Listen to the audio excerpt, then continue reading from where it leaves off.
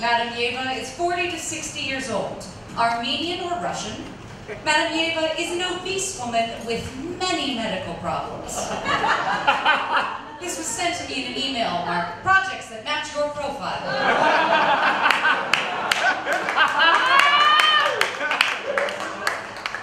For those of you who are dragged here by a friend or loved one and have no idea what you're doing here, welcome to Cast and Loose Live.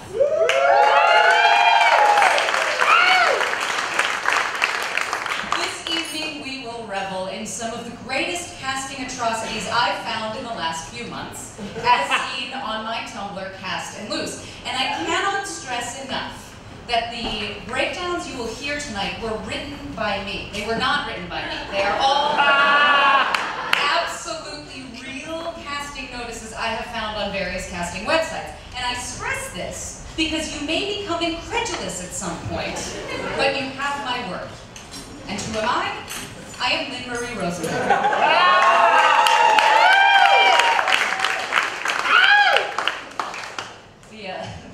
Could have used a little more editing on the photo when it's that big, I guess. A little chapney going on.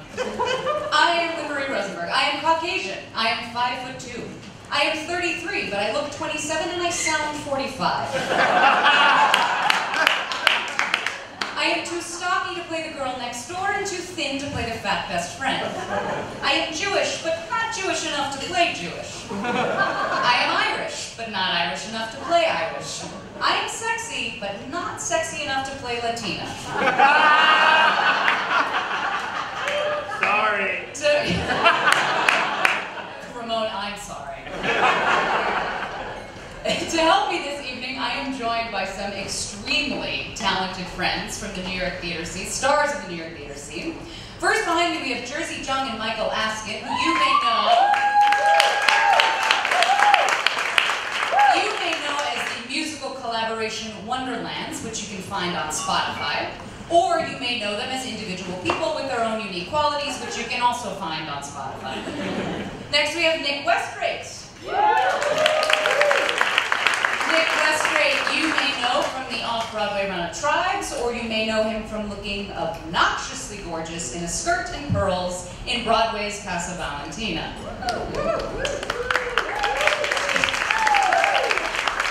I still wish you wore the skirt tonight. Ching Valdez-Aran, you may have seen in Across the Universe and the Sex and the City movie, or you may have seen her in just about anything else that has shot or performed in New York City, ever.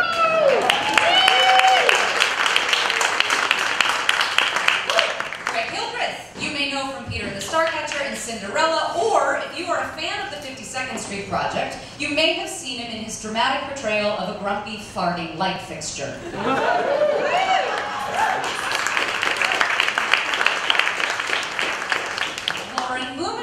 You may have seen in the assembled parties on Broadway, or you may have seen her in all of my favorite New York Lottery, Time Warner Cable, and Gerber commercials.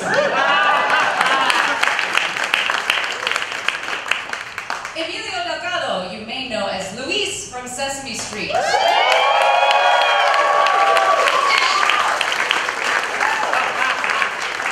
you may have been hiding under a rock for the last 40-some-odd years.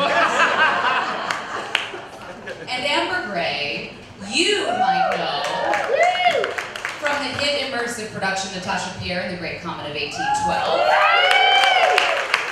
But I know her from Mr. Kelly's 6th grade math class at Wayland Middle School.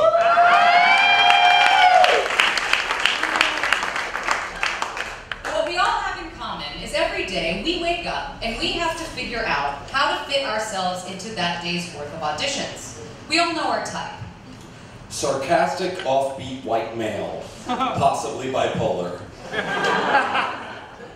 Korean woman, 50s, madam of an underground massage parlor.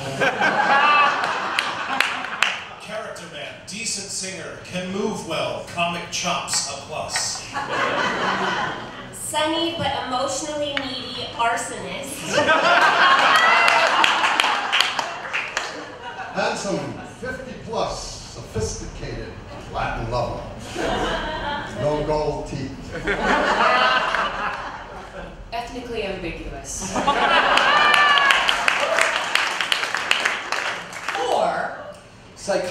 white male, Ivy League grad, could be gay. Vietnamese woman owns a laundromat with her husband. Take her job seriously. 30-something, schlubby best friend, unemployed, lives in his own filth. The love child of Shelley Duvall and a Muppet.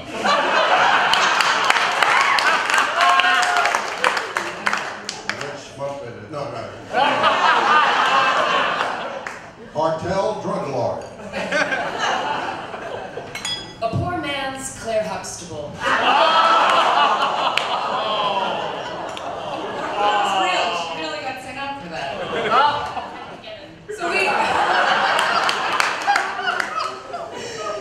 we know our types.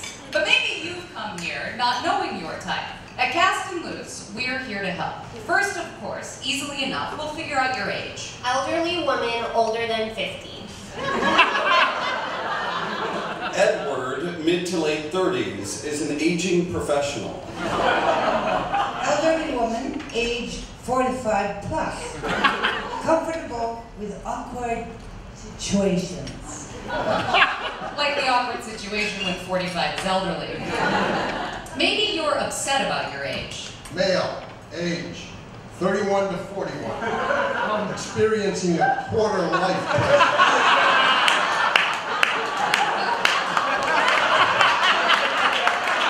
Because you realize you're going to live to 124 to 164. Or maybe you're just downright confused.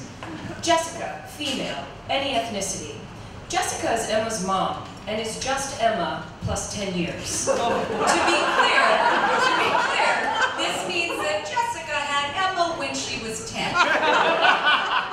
Or maybe you can portray a wide range of ages, really encompass the full spectrum of life. Synopsis. The story of a young girl, Allison, told in 3 moments. Her early 20s, her mid-20s, and her late 20s. Coming together to show the transformation of her identity and relationship. Talk to me when you're 30, poodle. Once we've established your age, it's important to establish your race. You could be a Latino male. Seeking older desperado. Sleazy Mexican. Not gangbanger. Or a Latina female. Isabel, Hispanic female. Isabel is one of the beauticians in the beauty salon. She is a big gossip, incredibly sassy, and dripping with Latin flavor. So like adobo? Occasionally, you can be Asian. Seeking 20s, 30s, an Asian woman who doesn't have the hard features of most other Asian females. She is more elegant and sophisticated and knows it. And sometimes you're even in high demand. We are desperate for real Japanese people to play doctors and patients. They have been trying to make do with action figures and imaginary brands, but it's just not cutting it. So there's space for all ethnicities in the casting world. This production supports diversity casting, and unless otherwise indicated, we strongly encourage actors of all ethnicities to apply. It's a lovely sentiment, except that every character breakdown in this particular listing indicated actors should either be Latino, Caucasian, or Asian. But don't worry, there are still plenty of other roles if you're not one of those 3, like Tribal elder, the stoic leader of the Indians, a veteran at constant war with the conquerors. African American. A non-magical Negro. The satirical guide through the fair. Leroy, African American, a young LeVar Burton at heart, aware he's the token black friend, but totally cool. We'll see you next time on Breeding Racism. There are plenty of opportunities for black women as well. Autumn, African American girl, determined, thoughtful, a little sassy? Officer Monique, African-American, a beautiful and sassy cop. Schoolmate number 1, female, African-American, Catherine's sassy college friend. Louise, African-American, a fun-loving, sassy woman who has probably been arrested for partying a time or two. Iris Sanders, a heavy-set African-American woman. She is the opposite of a delicate flower. Yeah, but is she sassy? Don't worry, white guys. There's plenty for you to do too. Sometimes you can even play a different ethnicity than your own. The story is about Mitch, a white man. Mitch's body is hijacked and taken over by a young, thuggish black man, Jamal, who will be played by the same actor playing Mitch. Once Mitch, Jamal, realizes he's in a Lamborghini, his excitement causes him to joyride and have the greatest day and night of his life.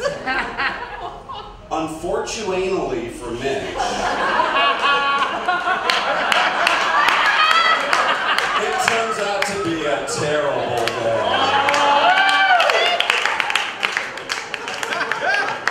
Now, believe it or not, there are a fair amount of roles written for Caucasians. Actress, 20s, beautiful with strong acting chops, Caucasian only. Chelsea, a sweet, innocent type, Caucasian only. Frenchman, a French actor dude in his mid-30s, Caucasian only. Just for fun, let's hear those again with one small change. Actress, 20, beautiful with strong acting chops, whites only. Chelsea, a sweet, innocent type, whites only. Frenchman, a French actor dude in his mid-30s, white only. It's different that way somehow. Now, before we continue with our type workshop, Featured extra with a kitten, please only reply if you have a small kitten.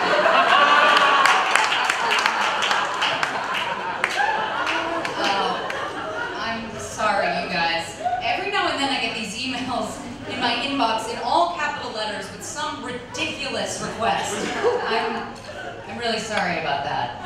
Hopefully it won't happen again. So, as I was saying, before we continue, I'd love to take a break and hear some casting stories from my guests tonight. Now, I know Nick has a story he is itching to tell. Do you want me to start? Yeah, I think you should start. I'll start. I'll try to make this brief because this is one of my longer party pieces. But I'm in LA for my first pilot season right out of drama school, and I get an audition for a pilot for a show, which will remain nameless, about young EMTs. Young EMTs, it's like Scrubs meets ER meets Freaks and Geeks. And so there are 6 scenes to do, 4 of which have tasks to do in an audition that make you want to kill yourself. One of these tasks is, what's the first task? Oh, I'm in the back of the ambulance being thrown around in the back, unseatbelted, in the back of the ambulance. The next task in the next scene, one of the scenes, scene 3, is changing a tire on a car. Scene 5, I'm giving a pap smear to a prostitute on the hood of said car. And scene 6 of 6, I'm shot by a crossbow. And so I get together with some of the funniest actors I know in LA, like improv guys, like really, like I don't do that stuff. I've never done like UCB, I don't have those skills. So I get together with these guys, I'm like, how do I do this like in a chair in like at Warner Brothers or like, you know, somewhere, you know where it was. And we just work up the most bang up audition, right? So there are the 2 regular scenes and the 4 scenes, all that stuff. So I get to the audition, I'm in one of these little like bungalow things, I'm the first to go, first up. And it says on the board, we will only be doing scenes 1, 2, and 6. So that cuts out the scene with the ambulance, cuts out the scene with the pap smear, cuts out the scene with the changing the tire, just the crossbow. I'm like, I got this, guys, I got it. So I go in, casting director, producers, executives, all these people, I'm really excited. I'm like, you know, 22 years old. It was last year. And we do the first 2 scenes, they're laughing, they're loving me. We get to the last scene, the crossbow scene, and the moment comes and I just get hit by the crossbow, and I throw myself back into the back of the room and like land on the floor. Everyone from the table jumps up and they're like, "What the fuck is wrong with you?" I'm like, "I got shot by the crossbow." They go, "Crossbow? Where's the..." They had no clue that in the draft they had given me the man was shot by a crossbow. Like escaped it somewhere along the LA route of development, just escaped everyone. And so as I'm leaving the audition room, the casting director walks over to that sign that says we will be doing scenes 1, 2, and 6, and takes a big black marker and goes, "Scene 6.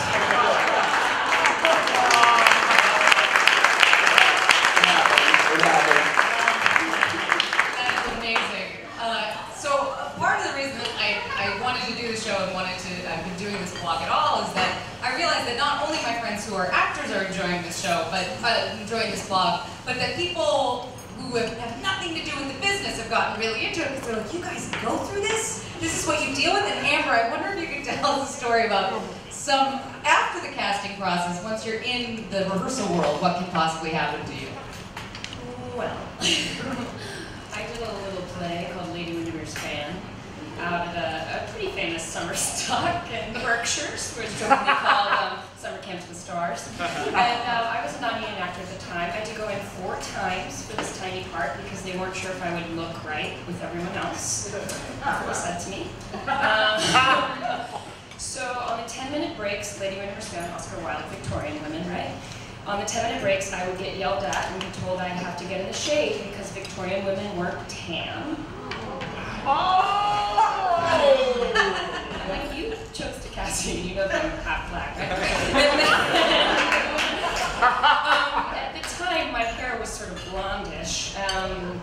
There's a reference to Lady Plymdale having straw-colored hair. And we teched, and we were about to open, and the day before we opened, there was a note on the call board that said, "Emergency, Amber Gray to the costume shop." So I go, and they're like, "We have to fit you for a wig." I open the next day, right? No practice in the wig, nothing. I'm the only person wearing a wig. I was like, "Why?" They're like, "Well, you know, because you have straw-colored hair." I'm like, "My hair is blonde." They're like, "We need to deal with the texture." I'm like, "Great, as long as we're all being open and honest about this." So yeah, that can happen.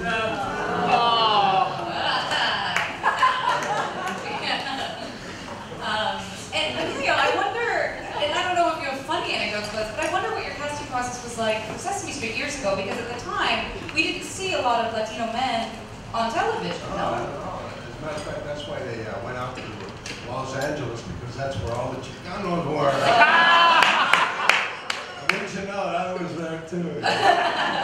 So, but it was interesting because they came into town. I got a phone call first and they said, "We wondered if you want to audition for our show." I had no idea what show it was. It was Sesame Street. I had not watched it. And so I said, "Sure." So they said, "Okay, our producer is going to be in Los Angeles, wants to see you on blah, blah, blah." So I went. And here was this producer from Sesame Street, David Connell. Rest in peace. But anyway, he's sitting across the table from me, and at that time I had a mustache. And I was a Chicano. Yeah. So we talked for about 10, 15 minutes, and he asked me some questions about, you know, if I spoke Spanish. Claro. Yeah. Sure. You know, and then he kind of like got around to it, but the last thing that he asked me right before he said goodbye was, "Would you be willing to shave off your mustache?" And I said, I was staring at my last unemployment check. I said, "Of course!" Yeah. PBS wasn't ready for a mustache. The rest is history, yeah. The rest is history. That's amazing. I can't, I mean, I grew up with this man. It is unbelievable to me to have him on our stage right now. It's such a pleasure. And I started when I first came to New York, because that was the first time that job brought me to New York. I'd never been here. I'd never wanted to be here. I was a Hollywood actor. But I was the only Mexican in New York in 1971. That's amazing. So Lauren, you are on a great deal of commercials right now. I wonder if you have any ridiculous commercial audition stories. You know, I do. That seemed like it was set up, but it really... No, I actually just thought of a story that I feel like I have to tell more than that. Please do. I lost a part to Mariah Carey.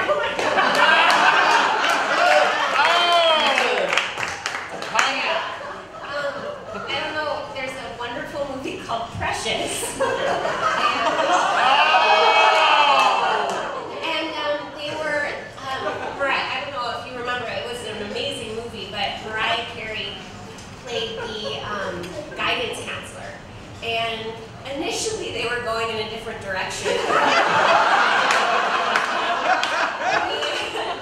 kind of like nerdy, but like new, bright-eyed guidance counselor. And things were going really well in the audition process, and I was getting excited, and then I got a call saying that, you know, Mariah Carey had accepted me.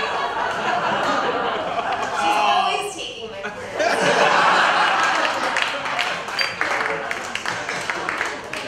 Spectacular. And we've got to sort of wrap up the section, but I wonder if you guys have any stories you care to share with us, Mr. Hilton. Go. I was just going to say, I was up for the same Mariah Carey. I've always asked if I married a Latino man because my name is Valdez, alright? Yeah. Well, and I I wonder... never know they say you don't look Korean enough, you don't look Japanese enough, you don't look Chinese enough. Right. You don't look enough of what you are. Yeah. It's worth pointing out that, so when we had rehearsal today, I asked all the actors to come up with their hysterically funny types that they read at the beginning of the show. And Ching, we were sitting in the dressing room, and she said, you know, I booked both of those parts.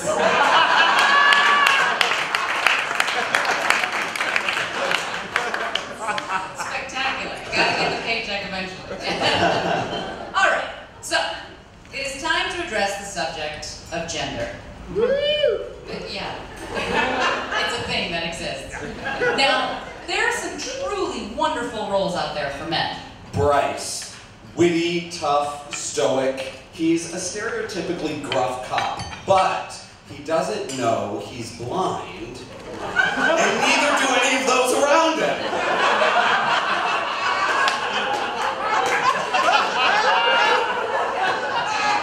Football player will be hung from the ceiling by a noose. Anton is a personal trainer who is comfortable with himself and never flaunts the fact that he's in shape. He knows what he wants and goes after it with a confidence that never descends into a modesty or obnoxiousness. Anton is imaginary.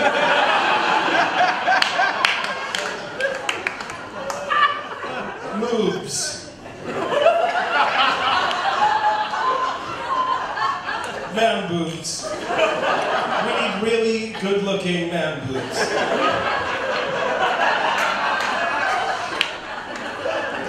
Dustin, very handsome man with a full beard and long hair.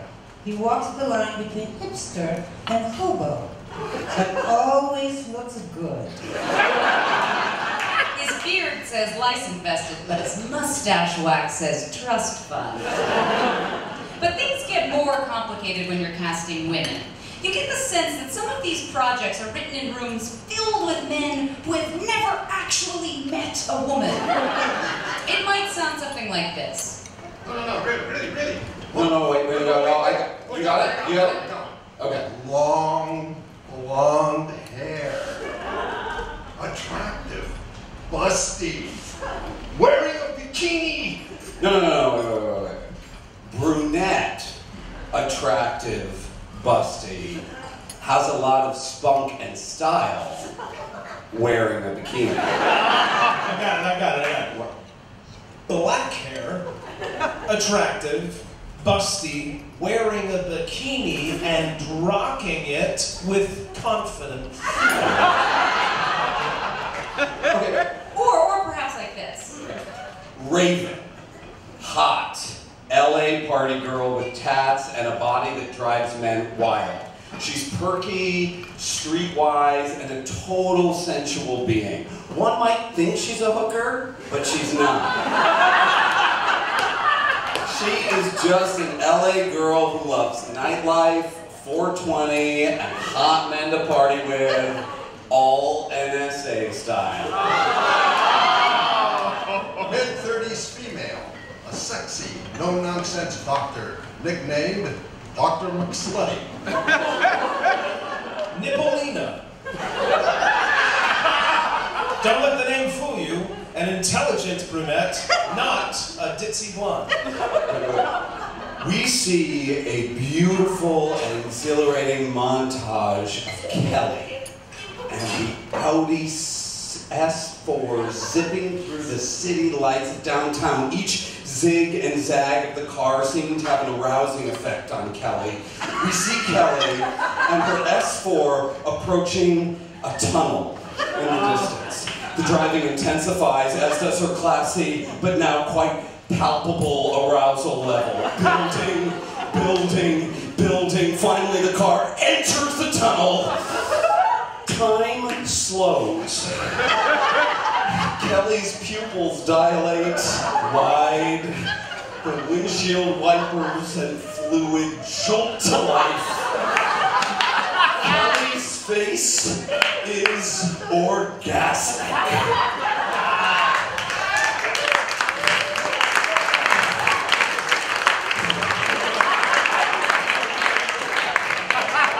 Are you okay? Yeah, I'm good. Sometimes I wonder what my feminist foremothers would think of it all. Alice's mom, quiet and meek, she often seems to only serve as her husband's echo. Kathy, gorgeous, the breadwinner in her marriage to Brad. She is successful and driven, which emasculates Brad. Self-centered woman isn't able to act as a motherly figure because she has a job. Do you see, Betty Friedan? Do you see what you did? You have to read breakdowns carefully as a woman. Sometimes the subtlety of the character is hidden in the breakdown's sentence structure. Must read as a mom, but still full of vitality. Eva, a woman who can play a strong personality and still be beautiful at the same time. Vicky, she is intelligent, but at the same time she is very sexy. Ed Jones, half of a husband-wife law team. The wife wears the pants in this coupling, but Ed doesn't mind. How munificent of Ed. What spectacular generosity of spirit.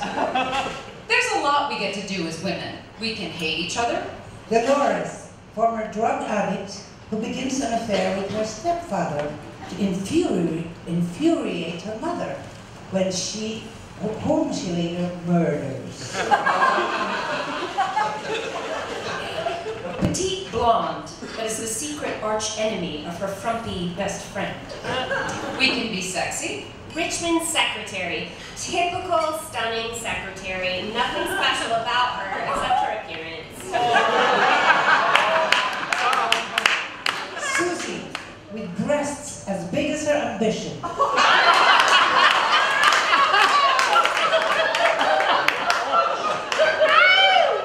This motor-mouthed stewardess is determined to become an actress, even if it means sleeping to the top to do it. We can die. Caucasian woman to play young, attractive, nude woman who dies. Danielle, attractive, smart, with a naturally warm personality. She is our victim. Actress must be willing to wear a plastic bag over her head. It will have holes. And we can be sexy and die. Sarah will be topless in 3 scenes, simulating oral sex in one, simulating sex with implied full nudity in one, hanging in gruesome stage death in the last. And then there's this whole other breed of women's breakdowns? Must have the shape of a Victoria's Secret model. Angelic facial features. Her actual age is impossible to determine since her natural glow exudes an ageless quality. Effortlessly smoking hot, sexy from within. Think Janis Joplin meets Pamela Anderson meets Drew Barrymore. I assume they all meet in rehab. A very sensual and perfect woman. Beautiful, magical, powerful, sublime. Must be very sexy, jaw-droppingly beautiful. Should hurt to look at. Morgan Wheeler, of immaculate beauty, supple porcelain skin, lusciously pouted lips, wide and refreshingly dewy eyes. Morgan is a tall, breathtaking brunette, statuesque in her physique, and unwavering in her natural finesse. She simply exudes a delicate sensuality in her appearance, through her wardrobe, her attitude, all tailored to promote her as an object of lust. I feel about the women who must submit themselves to these projects the way I feel about women whose thighs don't touch one another when they walk. I'm not mad at you, I'm just trying to understand. Because the kind of breakdowns I submit to sound more like this. Woman, 30s. A solid farmer type. Woman with sturdiness. Guys, I got this.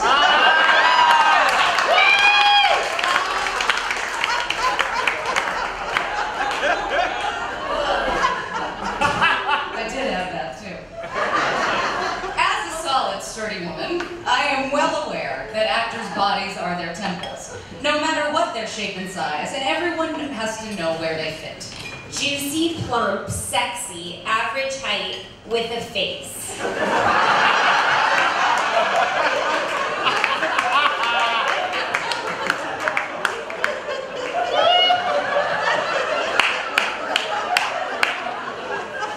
Musician, lead male, musician build. Female models with a C+ breast size. All those years of being an A student, and now all I'm wanted for are my C+. Any ethnicity, male, super skinny, manorexic, must be comfortable wearing S&M mask, ball gag, and being whipped in a seductive way. Little person, dwarf, for a small scene in a comedy webisode. Small, speaking role. Go ahead, say small one more time. D cup and A cup, females, supporting. D cup has strong facial features, busty. A cup is D cup's shy counterpart. Talent must be comfortable shirtless, exposing their bellies. Bellies should be attractive in a relatable and friendly, down-to-earth way. Cannot see anyone with bellies that appear too large, or too thin, or too muscular, and too toned. Hipster, perpetually 29, female, Caucasian, thin, but open to different looks. Different looks, like thin girl next door, thin exotic but approachable, and thin. But now that we've established your look and your demographics, we'll take a look at how to navigate yourself through these breakdowns, what projects are available to you, and what directors have to say to you. But before we do that... Asian females who are familiar with twerking.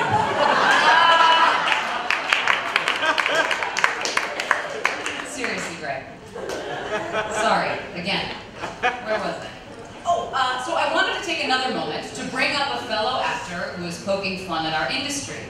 He originated the role of Crutchy in the Broadway cast of Newsies and is the creator and director of the hit web series Submissions Only. Woo! Please help me welcome Andrew Keenan Bolger.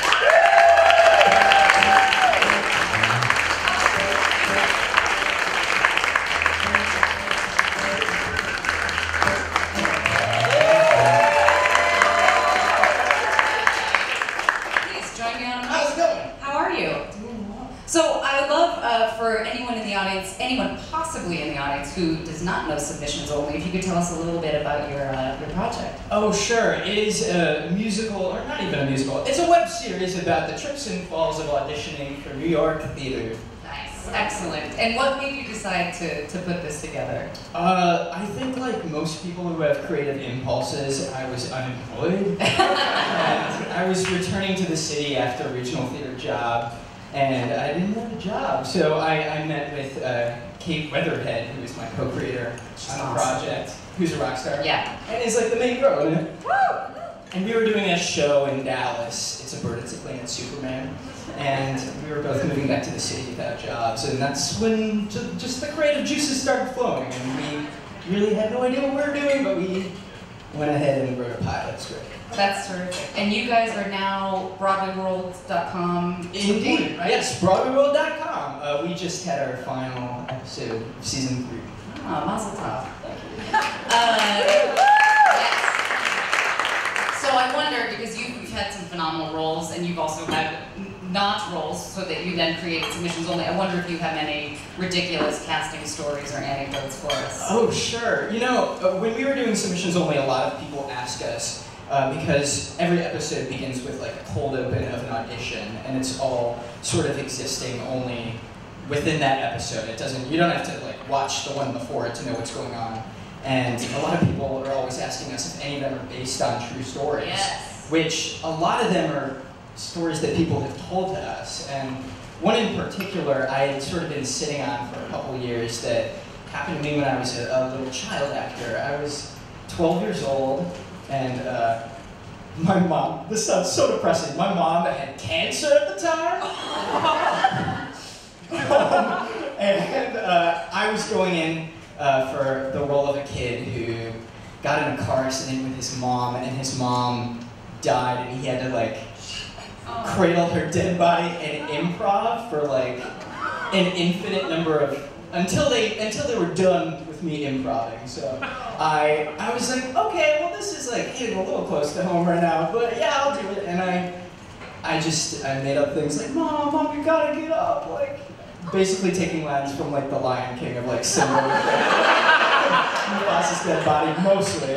And I improv this for like about a minute and a half, and then I finished, and I was like fully, like actually going through a cathartic real moment. And the casting director goes, I'm so sorry, the tape ran out like 3 seconds into that, so could you just do that one more time? I actually just watched that episode yesterday, and I was like, there's no way this could really have happened. That totally happened to me. So I got to exercise it cathartically into an episode of Submissions Only, so it's all good now, guys. Your therapist must have been so proud. Oh, sure. And so you were in Newsies. You were in the original cast of Newsies. What was the process like for that? I mean, I know Broadway calls, you're going back and you're going back and you're going back. You're seeing the same guy auditioning at the same time as you. Like, what was that process like? Well, Newsies was an interesting one because it's the cast of the most ridiculous dancers I've ever seen. And I am not one of them. And so I knew I had done the readings playing the role of Crutchy, but they were like, we need to like actually have you come in and like audition for this. And so I had to go to like the final dance call with all these like amazing guys and just be so terrible. But they deemed that I was a good enough dancer to dance with one leg, so I got Just good enough to dance with one leg. Yes. That is amazing. And so do you go out on commercial? I know, for those of you who are not actors, commercial auditions tend to be the more ridiculous auditions that you go on. Oh, sure. Do you go out for a lot of commercials? No, I only go out for commercial auditions if they're one of 3 characters. A jockey, a bellhop, and a pizza delivery boy. Those are the only 3 I've gone on. But did you book it? I booked the jockey! Do you have to actually ride a horse, or do you just stand next to the horse? No, it was a weird one. It was during the like, or not the Kentucky Derby, what was it, the Belmont Stakes this year. So I had to be a jockey with a breathe right strip, sleeping, but in a jockey costume. Congratulations. That is just, that's spectacular. That's awesome. Unfortunately, we are running late, but thank you so much for coming to talk to us. Submissions only, please check it out. It is hysterically funny. And if you are not in the business and you want to find out more about what we go through, please watch Submissions Only. You will get quite an education. Thank you so much. Of course.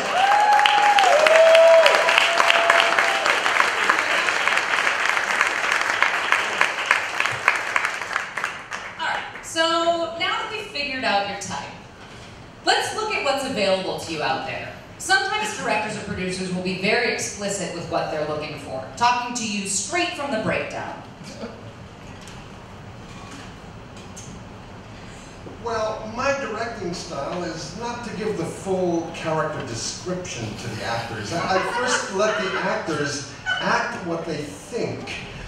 I can read how they analyze story and the character, and then I begin to have a conversation with the actors. This is a serious student project. If you're even unsure whether the shooting date fits you or not, or if there is even a little possibility for you not to show up on the shooting day somehow, then do not submit yourself to this project. Hooker. Description. She's a hooker. Need I see more? Wardrobe. Pumps, too short shorts, too tight tank. Rate, meal, credit, copy, chance to redeem yourself. You can't make this shit up. You do occasionally run into some language trouble. Not everyone seems to have a vice grip on the English language. Anne, a new nun from the church, looks beautiful and she can use her eyes to say the lines. Circumspective and sensitive. She gonna have non-uniform and also needs special makeup for aging. Hey, using your eyes to say the lines worked for Diving Bell and the Butterfly. It could work here too. Lauren Lee. Unlike the futuristic world that they live in, Lauren is not very tech savvy. Lauren enjoys simple technology like non-digital clocks, hand cooking, reading paper-paged books, and even owning a record player. Redheads must be willing to mud wrestle and dancing fun and mayhem.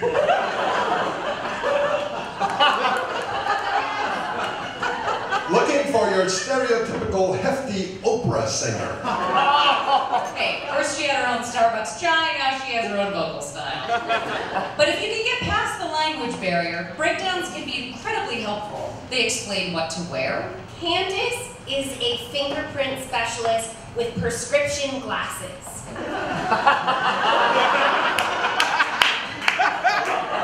Trophy woman will be painted gold, like a statue or trophy.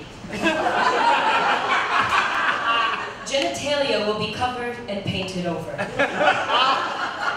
Featured females must be comfortable wearing tight G-strings. As opposed to those loose, comfy, around-the-house G-strings. Sometimes breakdowns will even offer performance advice. Lead girl, love interest. Acting will be required. Emily will be required to cry, straight bawling, mad ugly. Cafe patrons, male and female actors, any ethnicity, who have the ability to sit in a cafe and drink coffee. You must be capable of sitting in a chair and drinking coffee. If you cannot drink coffee, art department can put water in your cup, and you can drink water.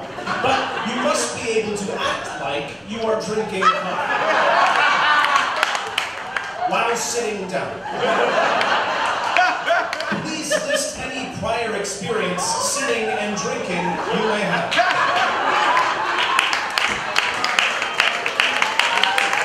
That was from last week, and that's from an MTV show.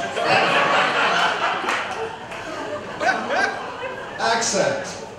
What did ancient Egypt sound like? Not like modern America. We're going for a more old world sound, which will likely require the use of a British accent.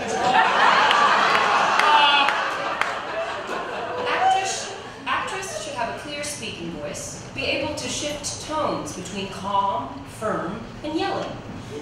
Strong facial expressions and body language are very important. So the actress should be an actress. So you've got your type, you've got your acting advice, and your wardrobe. Now let's find you some projects. Shoot a web promo for a new beverage called Ghost Tea. An all-natural health beverage with a playful sense of humor.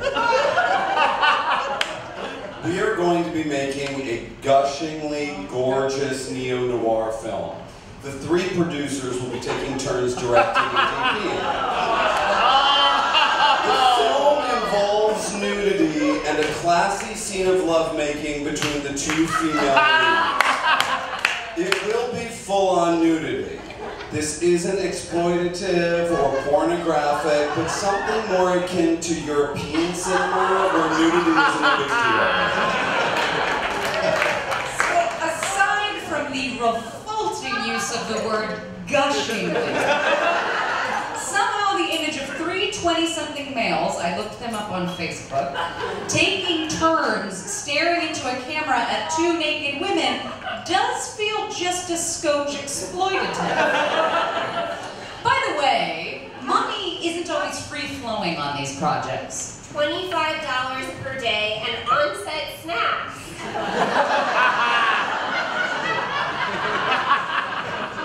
Only paying $10. Credit and real. Please, do not submit if you require more money. What if I require more dignity? Disney commercial, non-union. Times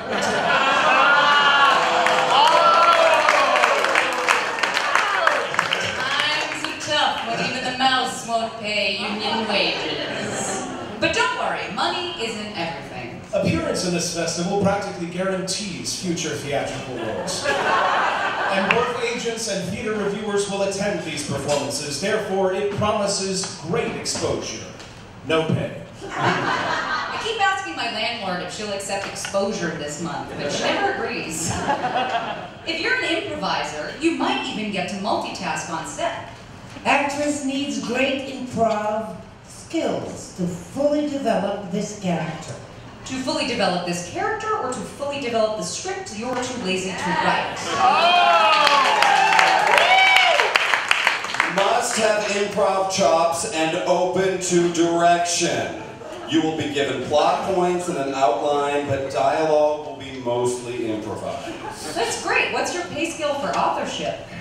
Because this is a mockumentary, much of your contributions will come from improvisation. Preference goes to those who have locations we would be able to film at as well. No pay. Writing, acting, and sheltering, all for the privilege of being in a non-union film. Do you want me to buy you lunch too? Sinking man crying silently and simulating a hand job.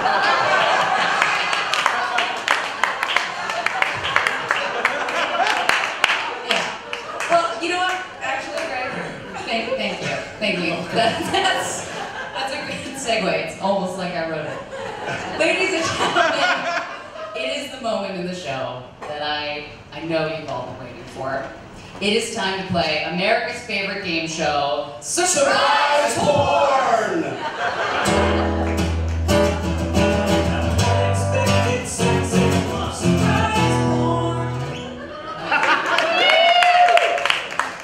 Alright, the rules of the game are simple. We'll read you some breakdowns where things are all well and good until suddenly, surprise, we found ourselves lying on the velvet couch. Now, your job, nice light change. I love it, Jason. That's amazing. Yeah, he asked me if I had any specific light things, and I was like, well, there's just one part we talk about porn. It could get moody. So this is where we are. So your job is simple. When you think you've heard the change, shout out "surprise porn" as loud as you can. I'll give you an easy one to practice. Eric, the cute boy next door, had a secret crush on Lisa until she reciprocates his feelings. Okay.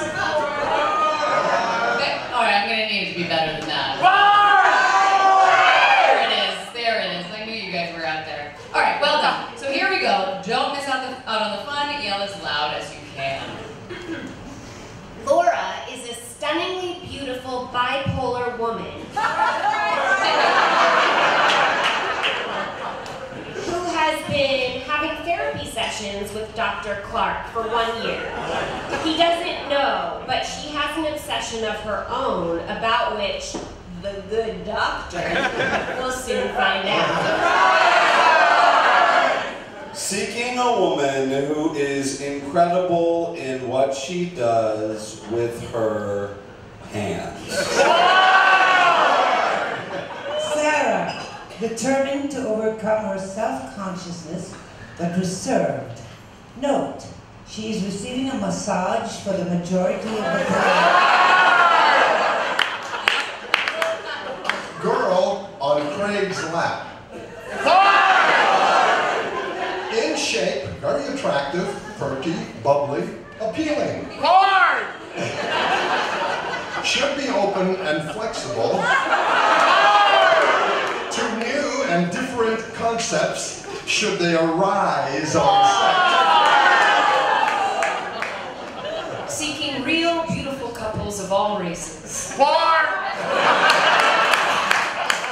Almost ride a mechanical bull. Candy is the kind of woman who would trade a ride in a Lamborghini for a blowjob.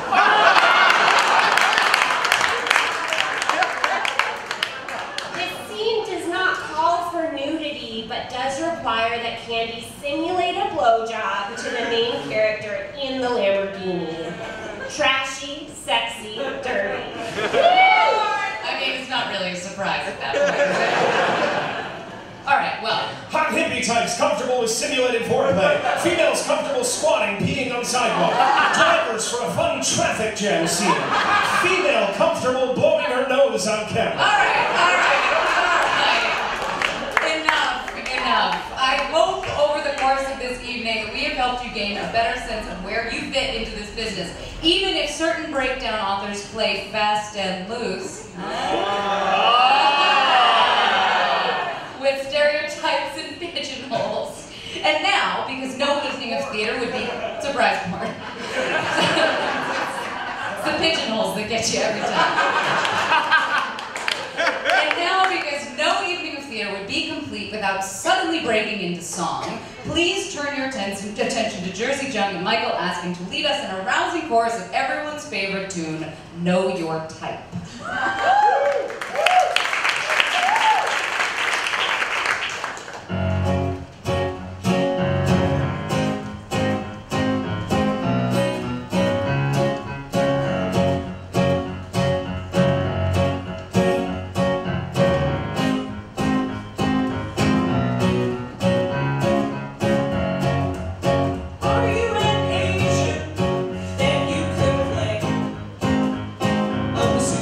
Good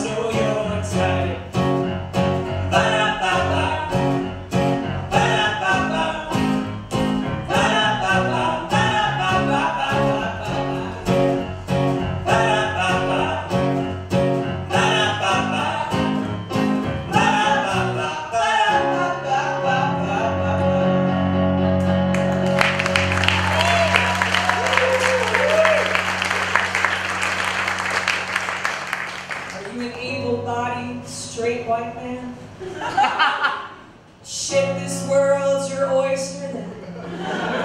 You're an action hero, cowboy, president, spaceman. You can take any young girl's action, please. It's sanctioned by society. 'Cause ladies your same age all play your mother.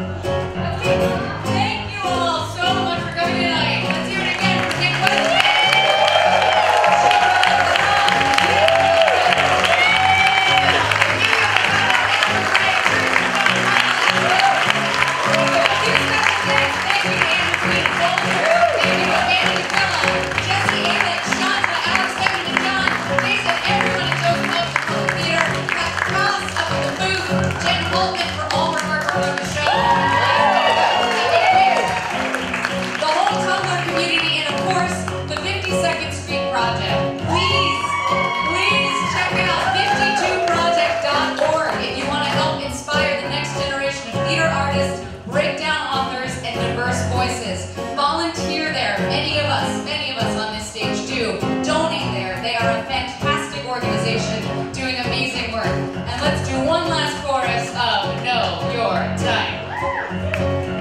Alright guys, join us for the ba-ba-ba-ba section. Got it.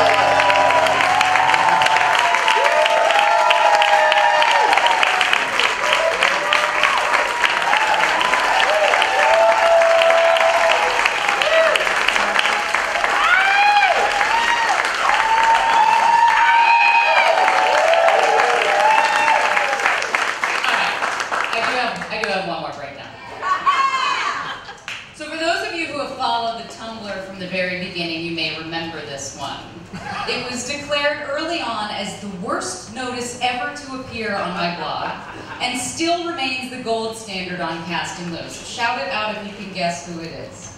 Ashlyn, hand gestures. Hand gestures? Oh, that's Ashlyn. You got it. You nailed it. Yep. So Ashlyn, get ready. I'm going to read this one myself. Ashlyn, female, age 20, any race, athletic, more hourglass figure to skinny build, and any hair or eye color. The world stops when Ashlyn wakes up. Girls as pretty as her really shouldn't be that sweet. She's nice and gentle, as well as an absolute knockout.